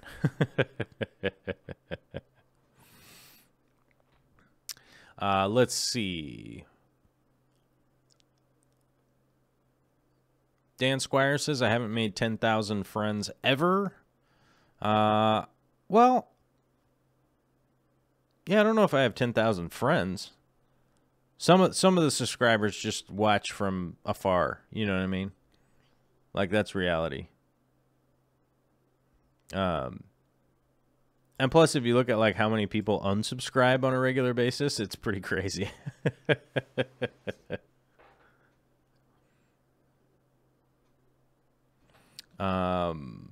Let's see here. Mike Falk, let's go back to the Patreon questions, you guys. And if you're wondering where I'm getting these questions from, the Patreon is the fan support page on Patreon. It's www.patreon.com/Joel_C. Because that's me, man. That's me, Joel C. Right? So, Mike Faulkner wrote in. One of our big-time supporters, Mike Faulkner. Don't quite have the green thumb as many of you do, but all have inspired me to start. We'll eventually have a dedicated planet tank, but for now, I'm mixing some in with my haps and peacocks. So far, so good, and I love the look. This is a perfect example right here of what you can do with haps and peacock cichlids and stuff like that. You can have some plants in some hardcore cichlid tanks. You definitely can, and this is a perfect way to do it. Add some stuff to some driftwood. You got some pretty hardy plants that you can actually kind of bury down. You can almost, I know a lot of people out there leave them in the pots for this application and then kind of just bury them down into the substrate because, you know, cichlids have a tendency of digging up plants because they're trying to breed, blah, blah, blah. But this is a perfect example of what you can do. You got some Windalove in there, which is fantastic. Great plant for cichlids and stuff like that. Can handle the hard water and It's awesome, and it's great to see that from Mike Faulkner. It's a perfect example of what you could do. Kyle Paith wrote in, free tank Thursday. A coworker gave me this tank, kind of a crazy footprint. It's 24 inches long by 8 inches wide and 16 inches tall. I think it's around 13 gallons. No idea how I'm going to escape it, but challenge accepted. Also, Buster thinks it smells good. That's right. Dogs love the smell of used fish tanks. They love it for sure. And I'm looking forward to getting the updates from Kyle's tank here. That's going to be pretty cool.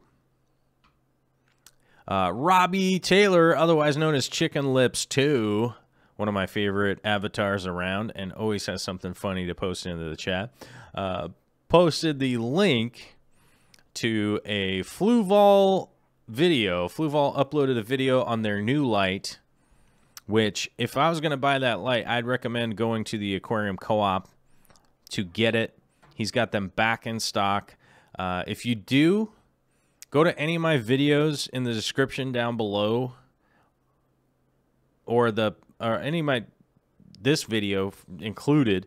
There's actually a portal that takes you to the Aquarium Co-op. We are in a I'm in a lighthearted competition with some other YouTubers out there. One of them being the Aqua Pros himself.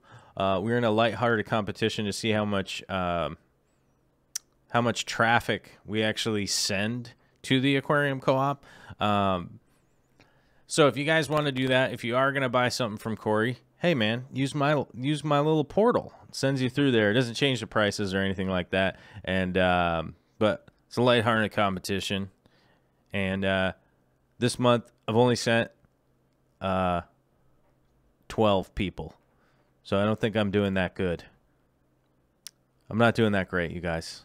So if you are going to buy something from Corey, I'm not saying you have to, but if you are going to buy something from the Aquarium Co-op, I highly recommend their stuff, because I always buy plants and stuff like that from those guys. If you are going to go buy something from them, then head through that portal. And then, yeah, so let's see. This month, I've only sent 23 people. Oh, no. 24 people. Sorry. I don't know how to count. But hopefully I can send more people over to the Aquarium Coop and look around over there. And then, you know, I can trash talk other YouTubers, you know, be like, right? Oh, yeah, Mr. Brown Coffee. All right, guys, let's move on to the next thing here. Olympia Shrimps, Shrimpery, Olympia Shrimps. Learned an important lesson about filter intakes yesterday over the last week and noticed the snail population in my heavily planted 40-gallon was diminishing rapidly. I'm a fan of snails, and since there are fry in the tank, I feed it heavily and rely on a large population of ram's horns to eat the extra food, which is great. I figured I was not feeding enough, so I upped the feeding a bit yesterday, but there was hardly a snail to be seen. Previously, I had many hundreds of them. Today, I took apart my Fluval 406 canister as I had noticed the flow was slowing down, and bingo! It was filled to the brim with snails. The intake sponge on the filter inlet had come off, and it was straight shot from the tank to the filter. The sponge was hidden behind plants, so I didn't notice it. I found hundreds of still living snails, baby fish, a mono shrimp, and cherry shrimp that I saved and put back into the tank. Trying to pick up a mono shrimp from a bathroom floor tile was an added challenge. I have been down this road before. You know, I've definitely been down this road before. I used to use nothing but Rena canister filters for this reason. Back in the day, I used to use the Rena canister filters because they wouldn't chew up and kill things that got sucked in if my sponge got lost from the if it got lost from the intake. Sometimes they'll fall off or something like that, or they get a hole worn through them. They get lost, and then you end up with a whole bunch of critters down in the sump, and this has definitely happened to me before. And on a side note, this actually happened to me the other day because I have solid plastic screens that go over my my overflow intakes, and mine was actually full of mine was getting covered with ram's horn snails. They were all ending up over there for whatever reason. They were all like trying to, you know, head down stream or wherever they were going. I'm not sure, but had a slight problem with the 240. I had to clean them all off of there, but luckily I figured it out and it wasn't that big of a deal. Jeremy Scott wrote in because of the video where you recommended hostifolia, and of course my love for Anubias, I had to get some. Gotta say, I think they look fantastic, so thank you. I think I'm going to need a bigger tank, though. That's right, you're going to need a bigger boat, Jeremy. And I love seeing that people got hostifolia. I love that. I love hostifolia, you guys. It's such a beautiful Anubias, and I can't wait for mine to start growing out of control, and then next thing you know, we'll probably do a little live stream trimming of it or something like that. Reggie Holland sends in just a tip on fish room paint. If anyone absolutely has to have a matte finish, you can usually step up to the highest quality paint you can get, such as Sherwin-Williams Emerald, and still get washability. Yeah, yes, I've used the Sherwin-Williams Emerald. I don't feel that, like, personally, I don't feel that the coverage is all that better against the cost, because I can normally do 3 coats of you know, Bear, like the 600, and it still be cheaper, even though that. But that is a great point. Sherwin-Williams Emerald still has the washability, whereas most matte paints don't, if you need that really matte paint. But that's awesome, Reggie. Thank you. It is very expensive, though. And Reggie also saying whatever paint you choose always needs a quality primer, which is why I was saying if you can find the oil Kills, K-I-L-L-Z is the primer often used by everybody. If you can find the oil-based one, that's the one I would always go with in a wet room if you can. It's hard to find, though. There isn't that many people that carry it. There's not that many places that actually carry it anymore. Sean Kareeb following up. He will be the diamond. Oh, awesome. So he does listen to 10-minute podcasts. All right. I like it. So I was right. And I do love the 10-minute podcast. You guys should listen to that. It's funny. It doesn't make a lot of sense. I'm going to be brutally honest with you guys. You're going to have to listen to a bunch of it to like start to figure it out, but it is hilarious if you do. Bracken says, any nano tanks in the future? I think I could do a small scape well, like a 20-liter in your office, although I know you want to keep everything in the fish room. I might do nanos at some point in time again. I don't know, but everything has to stay in my fish room. There cannot be an aquarium in here. That's the agreement that Vicky and I have. So it's not about, you know, whether the floor can handle it or whether I'd like it or not. We agreed. We made an agreement that that's what would happen. So really, it's really not up for debate. You know, it's just, I would like to have a little tank in here, but we agreed on what we were going to be doing moving forward. So, you know, if I'm going to have a dedicated fish space, then that's part of the agreement. CJ Black, and plus we have a 100-year-old wood floor in here. You know, we have a 100-year-old hardwood floor that does not need the even potential of getting water damaged, you know. Let's see here, running through the chat. Oh, Maribeth Mabe in the chat. Good to see you. That doesn't sound like good news, though. Have not found a car yet, but thank you for remembering. Haven't found the car yet. That's a drag. Let's see.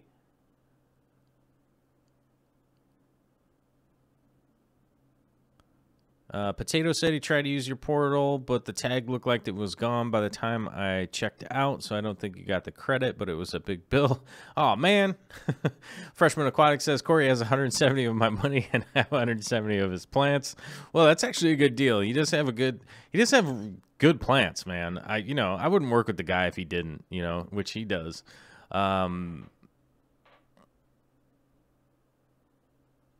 Let's see. Quentin Mallory, I may be late, but I just posted a question to your Patreon about an Edsel shelf. Any of the posts that came in today, yes, I got the notifications for those from the Patreon. I'll be answering those on Friday, which I normally do. And I was going to do I was going to do that normally, these ones, last Friday, but we got a little distracted talking about politics and nonsense and those kinds of things. So I didn't really get around to answering them like I normally do. So sometimes things happen. And I'm having to do these ones on Monday. And I think the last one, yeah, the last ones are pretty good. So we'll run through these real quick. All right, because we only got a couple minutes left, but we don't have a bunch of super chats or anything, so I think we have enough time to answer them. Gaddis Aquatics says, hey, Joel, first off, I'm a big fan, not only of the Corvus Ocean channel and RFT, Real Fish Talk, but I'm a big fan of your attitude and lookout on life, which is the main reason I pitch on Patreon. My question is, I have a small YouTube channel that I'm working alongside my small automotive glass company, Gaddis Auto Glass. I was hoping that I could talk you into checking out my channel and possibly giving me a few tips as to how I can improve my content. Thanks for your time and have a good one. Gaddis Aquatics, I looked up your channel earlier, and I don't have a ton of advice other than so Tank Tested was in the chat earlier, and I'm not even kidding. Go look at his channel and emulate some of the stuff that he's doing. It's going to be really important to go check that out, see what kind of effort he's putting in, and start emulating that. The one big thing that I saw is that you were going to be doing daily videos, and that doesn't sound like a great idea to me at this point. If you're kind of just starting out, what is going on here? Why is this not working? There we go. Wait, what? Oh, I don't want to upset the XSplit. It's freaking out. Okay, there we go. But I would say that if you're just starting out, you're just starting to learn how to do this stuff as far as like the editing goes, shooting film, figuring out what ideas you're coming up with. 100% go look at Tank Tested and then reevaluate what you're doing. Because if you're just starting out and you're going to be doing daily videos, that is like you're going to take you're going to learn how to be a pilot, but you're only going to ever fly a stealth bomber. Like, that's it. And you're just going to fly it tomorrow. And doing daily videos is insane for people that are way experienced into making YouTube videos. Like, you could go ask Casey Neistat if he was going to do daily again, and he probably wouldn't, even though he knows how to do them daily. It's just a huge, it's immense thing to take on. So I would start posting like one really well thought out, really well shot, really well done video. That's what I would do. Anybody out there that's starting out is the same advice. It's not unique to you. I would say if you're starting out, that's really what you need to focus on doing. Putting out really high quality videos that are really focused on exactly what you want them to be. And the recommendation I always give is people to make 10 videos before you even start uploading them. Well, I mean, you can upload them, but have them set to private so they are releasing on time and you are ahead of the game. You have to start out ahead of the game. Do not start out behind the 8 ball. And if you're doing daily videos, you're not even behind the 8 ball. You're like about to lose the tournament. That's how far behind you are. Master Beta posted an awesome thanks for all the sacrifices you make. Happy 666 on here. And this is so funny because this is a pigeon that he saved. From what I understand, this is a pigeon that he saved. He found. He thought it got hit by a car or something. It had like a screwed up wing. And I don't know about the knife or the pentagram, but apparently the pigeon is a pigeon that he's nursing back to health. So it's not only is it because Master Beta is Dean, and Dean, as far as I know, is actually nursing that pigeon back to health. So it's pretty awesome. Kyle Paith posted this awesome shrimp. First buried carbon really I've seen in the 75. Also, I really should get a macro lens for my phone now. Just hold my magnifying glass up in front of it, which is very creative. That is a great way to actually make a macro lens. That is fantastic, and love to see the carbon lilies breeding. That is super awesome. And Lisa Camilleri, that's from this week, so that we'll see that one on Friday. Anybody wondering what the Patreon is, this is what it looks like. It's a bunch of nonsense. It's got videos on it. It's got a lot of commentary. It's got posts. It's got community. It does have some video stuff that I do put up on there. It's sort of like a Snapchat sort of thing that they have there now. So that's only on Patreon, and it only exists for like a day when it's up there. But we are coming up on the end of the show, and we have some very generous super chats here that I definitely have got to get to, which thank you very much, guys. That's like super generous. Thanks. Let's get to Denise Lytle with a $10 super chat. Thank you. Thanks, man. That's awesome. At me. Okay. Just wanted to say hello. Was absent for almost a week. Missed out on a lot sending this just because I enjoy the show and all of the updates. Oh, that is awesome.